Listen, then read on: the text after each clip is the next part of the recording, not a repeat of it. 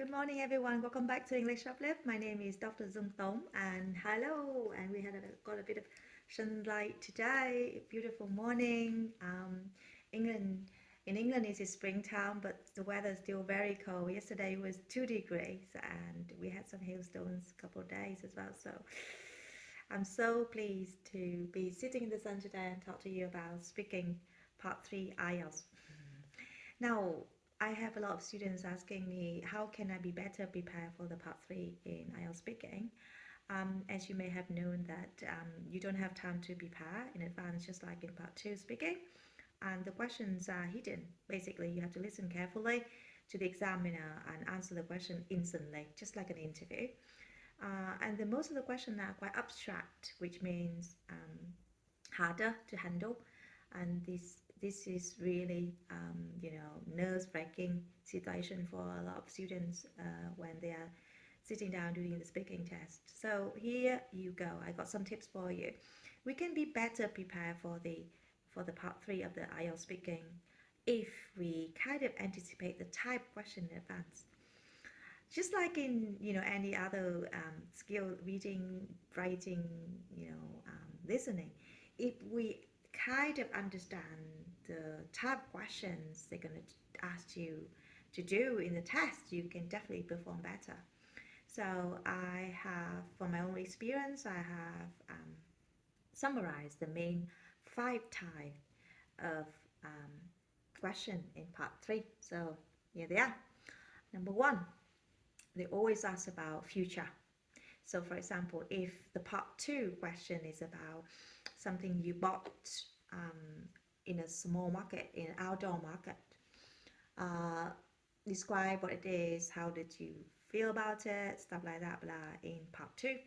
In part three, they definitely bring that topic more abstract and generalized by saying, in the next 20 years, for example, will supermarkets replace the outdoor markets, and why? Or they put an end to the outdoor market, wipe out all the outdoor markets. Why and why not? Okay, so that's the type question number one, in the future. Type number two is often about generally where would your people, the people in your country, go shopping nowadays, supermarkets or outdoor markets, and why? Okay, so generally something like that. So they talk about preferences. So you have to compare and contrast between supermarkets and small markets or open market, outdoor market. Yeah. And also they can zoom in with the problem and solution, type number three, which is what are the disadvantages of, for example, supermarkets? What are the disadvantages of small markets? And what are the solutions? So for example, one of the questions in type 3 can be, so what are the problems or disadvantages of shopping in an outdoor market? Okay, so here you go. The answer can be, first of all, is the quality might not be guaranteed, hygienic might problem might be there, da da da. And then the solution can be, for example, better policy, better education to raise awareness about for people, da da da da. Okay, so type number four is always about comparing the past and present time. For example, we may say, the people in your country used to shop in outdoor markets or supermarkets, but have you observed any changes in the way people shop in the past with now? Or have you observed any preferences in the way people would like to go to get their foods, for example, supermarkets or open market? So compare from your generation with your parents' generation, for example. Okay? And finally, type number five question is always about children. Um, so they've been asked about how to better teach children, how to educate children to understand a certain thing. So with the outdoor market, they might say, what do you think children can be benefiting from shopping in an outdoor market?